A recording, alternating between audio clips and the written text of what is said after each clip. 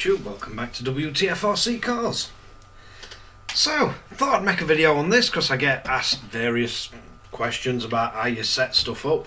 So, we're going to fit a servo into an RC using nb4 with Flysky receiver. So, first thing you're going to want to do is make sure your servo's centered. So, on this one, we're going to have to set a model memory up for the RC, unless I've got one already set for it, but I don't think I have on this one. Let's have a look. Nope. So we'll want to set a model memory, and I've already got videos on how you do this. So we're going to set this up, and then we're going to name it.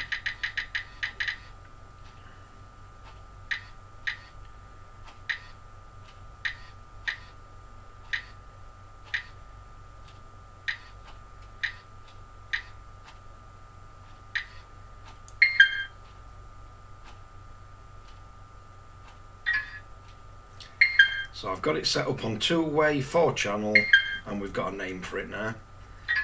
And then we're going to have to go to RX set. So let's get a battery for it. What we got kicking about.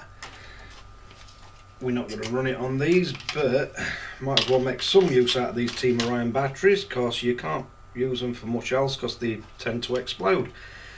As we've had two of them pretty much nearly die on the self this week. So,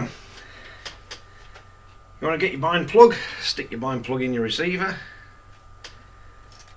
and then make sure you've got the actual servo plugs plugged in.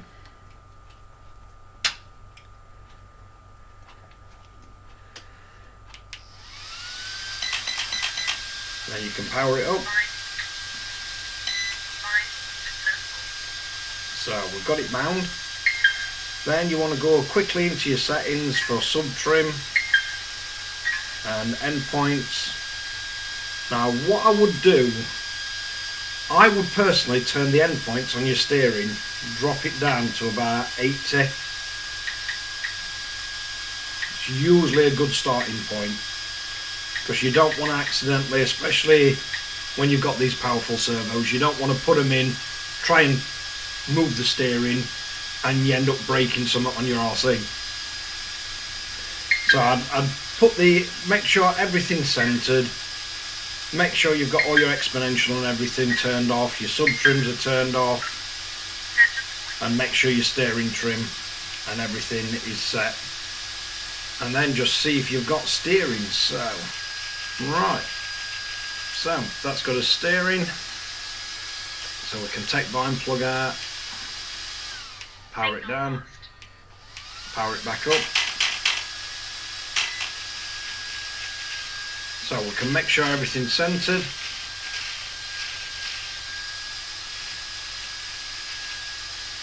and then power off. So now we need to get a servo put back in. So this is going to be different depending on which car you've got, but your main thing is to make sure all your sub trims and everything are centered, and make sure you've got your servo in the center. Just makes this next bit easier.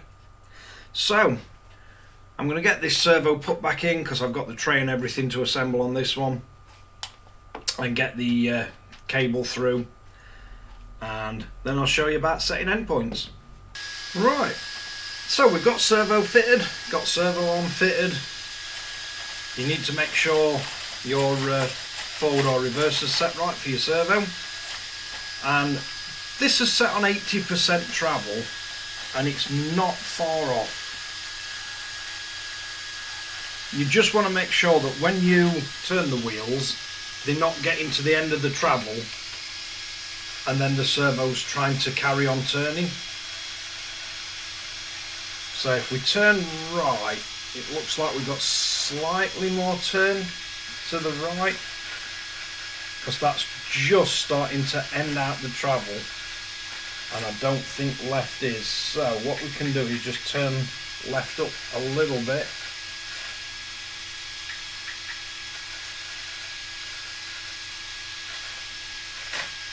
What you can do, it's easier when you're not trying to hold the car, but so you can basically turn the wheel and then adjust the end point and see where it stops. And then you just want to back off a little bit.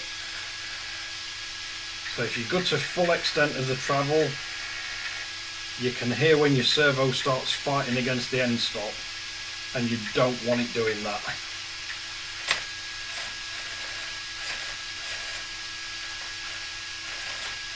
So the servo's not fighting against the servo saver or anything. And that's basically where you want it. So on this one we've ended up with left, we've got 93, and right we've got 75. And that's pretty much giving us perfect travel each direction. But thanks again for watching Wtf Rc Cars. If you like this kind of video, like and subscribe. Don't forget to hit the notification bell. I'll catch you guys again in the next one.